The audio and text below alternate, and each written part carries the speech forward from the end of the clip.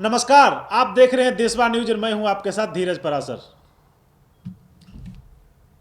बिहार में भूमाफियाओं का आतंक जो है ना, वो लगातार बढ़ रहा है और इस बात को मैंने फारबिसगंज से ग्राउंड रिपोर्टिंग भी किया है और अभी भी मैं जो बात बोल रहा हूँ फारबिसगंज की है। लेकिन आखिर स्थानीय शासन में बैठे हुए लोग, प्रशासन में बैठे हुए लोग इन भूमाफियाओं का किस तरीके से साथ दे रहे हैं, उनका मनोबल कैसे ऊंचा कर रहे हैं। पहले जिस तरीके से सीओ साहब का बयान आता है, फिर सीओ साहब कुछ बोलती नहीं है, फिर सीओ साहब का ट्रांसफ़र हो जाता है, फिर सीओ साहब कुछ बोलते नहीं है, फिर सीओ साहिबा आ जाती हैं, फिर वो कुछ नहीं बोलती हैं। लेकिन सबसे बड़ी बात है कि इस बीच में एक गरीब किसान का बेटा जिसके पास कोई विकल्प नहीं है, वो अपने ज़मीन को पाने के लिए दर दर की ठोकर खा रहा है। कभी थाने जा रहा है, कभी एसपी कार्यालय जा रहा है, कभी डीसीएलआर साहब के यहाँ जा रहा है, कभी सीओ साहब के यहाँ जा रहा है, कभी एसडीएम के यहाँ जा रहा है। आखिर वो न्याय की गुहार कहाँ पे लगाए, किसके सामने लगाए। जब देशवा न्यूज़ ने इसकी ग्राउंड रिपोर्टिंग की थी, मैंने खुद इसकी ग्राउंड रिपोर्टिंग की थी, तो वो दबंग एक विशेष जाति के लोग जिस तरीके से दबंगाई कर रहे हैं, उसकी ज़मीन को कब्जा कर रहे हैं। सीओ साहब ने फिर उस नापी को बोला कि नापी कर दीजिए, फिर उस नापी को रोक दिया।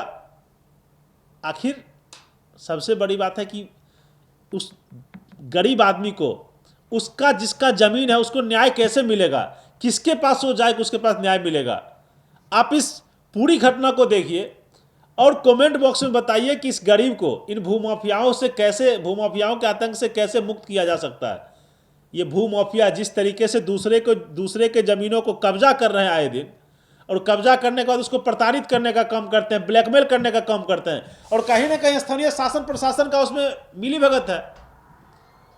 अगर स्थानीय शासन प्रशासन की मिली भगत नहीं होती तो वो आज दर दर की ठोकर नहीं खा रहा होता। हमको सूचना मिली, सूचना पर तो हमको उपस्थित होना था। हम सब कागजात लेकर के उपस्थित हुए, लेकिन सीओ साहब अपना उठ करके डेरा की तरफ चले गए। अच्छा, सबसे बड़ी बात है कि अगला पक्ष जो परमानंद यादव हैं, यह दावा करते हैं कि समूचा किरकिचिया मौजा मेरे बपोती है। उसमें 1954 में सर्वे फाइनल हुआ है। 55-56 में उनके पिताजी चिपटू यादव हमसे ज़मीन मोल लिए, बिशुन यादव हमसे मोल लिए, सुखदेव यादव हमसे मोल लिए, सभी उनके रिलेटिव हैं। साथ ही उसने यह भी चर्चा किया है कि 467 खेसरा, तो 467 खेसरा में मोहन मुखिया हरिपुर के हैं, उनके बेटा द्वारा खरीदा गया, जिनको मार पीट करके 75,000 रुपया लेकर के दूसरा रजिस्ट्री किया। उसमें लिखा कि मैं अपना अंश हिस्सा रजिस्ट्री कर रहा हूँ या बिक्री कर रहा हूँ। अंश मतलब हुआ यहाँ दादागिरी। दूसरा खेसरा 468 का चर्चा किया, वह तो कर्मचारी के नज़दीक खतियान मिला, रकबा उठाकर दे दिए। लेकिन 468 में हम 1 एकड़ 11 डिसमिल, अब 524 में 1 एकड़ 1 डिसमिल, कुल मिलाकर 2 एकड़ 12 डिसमिल फारबिसगंज कॉलेज को दान में दिए हैं। अगर वह उनका ज़मीन है तो दानकर्ता मेरा नाम है, तो उसको उस पर चैलेंज करना चाहिए। दूसरी चीज़ है कि उसी 468 में नहर गुजरी है, जिसका मुआवजा हम उठाए हैं।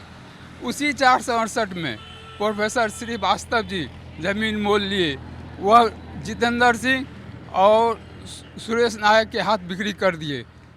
तो जितेंद्र सिंह, सुरेश नायक दबंग थे, उनको टच नहीं किया गया। सुरेश नायक ज़मीन बेच दिए मुकेश शाह के हाथ में, वह बनिया है, उसको डरा धमका कर 1 लाख रुपया लिए। अब आते हैं पूरब तरफ, 539 खेसरा, आराम से, कोई हड़बड़ी नहीं है। 539 खेसरा में 4 कट्ठा ज़मीन के.एन. विश्वास मोल लिए हैं। वह के.एन. विश्वास अररिया में पीपी है, तो वह तो दबंग है, उनको टच नहीं किया गया। उसी के बगल में वह 541 और 542 का चर्चा किए हैं, जिसमें दरोगा मुकेश शाह मोल लिए हैं, वह दबंग है, उनको टच नहीं किया गया। आपत्ति में, नापी के आपत्ति में जो आवेदन बना, सबसे ऊपर साइन हुआ ताराचंद यादव और परमानंद यादव। एक दावा किया है 553 खाता पर, खेसरा पर 553 खेसरा वही ताराचंद यादव के पिताजी टेटन यादव मोल लिए हैं। अभी सूखा का पिताजी उनके मोल लिए और आप ही से मोल लिए थे हाँ ना? हाँ, अभी सूखाग्रस्त हो गया है, वर्षा नहीं हो रही है। धान में पानी पटवन के लिए हम लेबर को भेजते हैं, मजदूर को भेजते हैं, उसको डरा धमका कर भेज देते हैं। सीओ के यहाँ हम दौड़ दौड़ करके जाते हैं, लेकिन कोई सुनवाई नहीं होती आज है। सीओ साहब क्या बोले? आज सीओ साहब गए और चैम्बर से उठ करके डेरा की तरफ चले गए।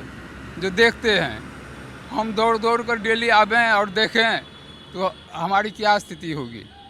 आखिर क्या मामला है? आप भी उस परिवार के सदस्य हैं, आप भी उस चीज़ को बहुत गौर से देख रहे हैं। जैसे परमानंद यादव जी लगातार जिस तरीके से दबाव बनाए हुए आप लोगों पे, सीओ साहब के पास फिर आप लोग गए, क्या हो रहा है समझ में हम लोगों को भी नहीं आ रहा है, ना किसी को समझ में आने आ रहा है। अरे पेपर के मामले में तो हम लोग के पास ऑलरेडी कंप्लीट है। वो जोर ज़बरदस्ती कर रहे हैं। प्लॉट पे जाते हैं तो जोतने नहीं देते हैं। सीओ साहब के पास जाते हैं तो सीओ साहब टाइम पर टाइम देते हैं। पेपर लेके जाते हैं तो बुलाते हैं, फिर कहते हैं आपको नहीं बुलाए हैं, अगला पार्टी को बुलाए हैं। कोई डिसीजन भी सीओ साहब आज जो सीओ साहब लेटर दिए थे उसमें क्या लिखा हुआ, क्या मतलब उसके बारे में क्या कहना है आपका? सीओ साहब तो ये हम लोग को मतलब नोटिस किए थे, जो आप लोग अपना पक्ष का पेपर लेके आए। तो हम लोग गए वहाँ पेपर लेके। पेपर आप लोगों का देखे? नहीं, पेपर नहीं देखे अभी। और हम नोटिस क्यों किए? अब नोटिस किए तो नोटिस के आधार पे हम लोग गए पेपर लेके, और हम लोग जैसे ही गए तब तक सीओ साहब वहाँ से निकल गए। हम लोग से बात भी नहीं किए, कुछ पूछे नहीं, ना कुछ जानकारी दिए, सीधे निकल गए। हम लोग देखते रह गए। वहाँ से हम लोग फिर घूम पे यहाँ आए। अब क्या होगा? प्रशासन शासन में अगर सीओ साहब बैठे हुए हैं और उनसे नहीं काम बन रहा है और वो लगातार तारीख पे तारीख दे रहे हैं, पीड़ित पक्ष लगातार उनके पास साल 2 साल से जा रहा है और वो एक नापी नहीं करवा पा रहे हैं अंचलाधिकारी होके, आखिर लोग किसके पास जाएगा, कहाँ गुहार लगाएगा? और आखिर शरीफ आदमियों का बिहार में अब बसना मुश्किल हो रहा है क्या? फिर से जंगल राज रिटर्न हो रहा है क्या? जिस तरीके से भूमाफिया हावी हो रहे हैं, जिस तरीके से अपराधी हावी हो रहे हैं, लोग रो रहा है, परेशान हो रहा है, हर दिन हत्याएं हो रही हैं, हर दिन बलात्कार हो रहा है, हर दिन भूमाफियाओं का आतंक बढ़ रहा है। और यही आतंक जब देशवा न्यूज़ का कैमरा कैद करता है, जब सच्चाई दिखाता है, तो फिर जनता के दिलों में जगह बनता है। आपका नाम क्या हुआ सर? मेरा नाम चिंटू ठाकुर हुआ। राजस्व अधिकारी तालाबंद, ठीक है, राजस्व अधिकारी तालाबंद। इसमें देखिए जो मजिस्ट्रेट का जो है सर्टिफिकेट लगा हुआ है, फिर भी जो है वो काम नहीं करता है।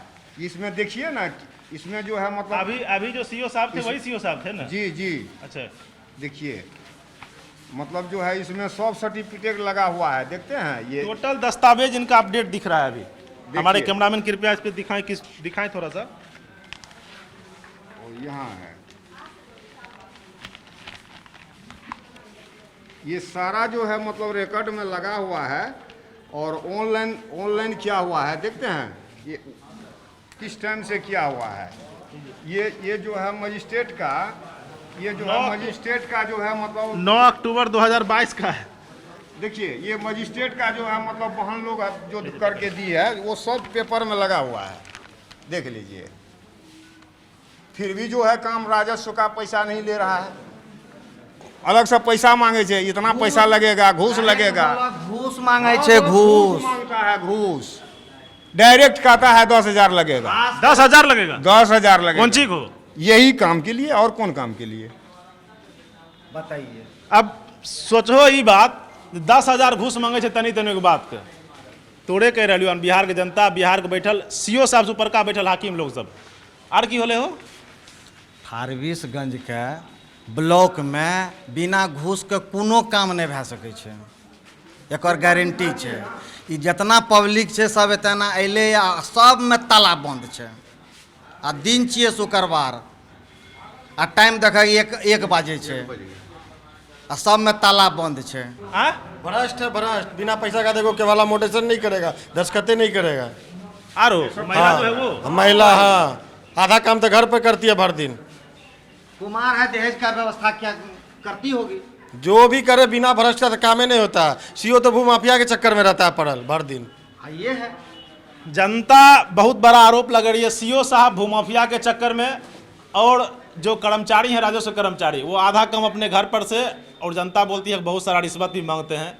ये मैं नहीं कह रहा हूँ, ये अररिया फारबिसगंज की जनता कह रही है। आप बताइए शासन प्रशासन में बैठे हुए लोग, सीओ साहब फारबिसगंज, आप बताइए कि कैसे इस गरीब को न्याय मिलेगा, किसके यहाँ जाए, किसके पास जाए, किसको न्याय मिलेगा। मिलते हैं फिर नई खबरों के लिए देशवाणी न्यूज़ पे। धन्यवाद।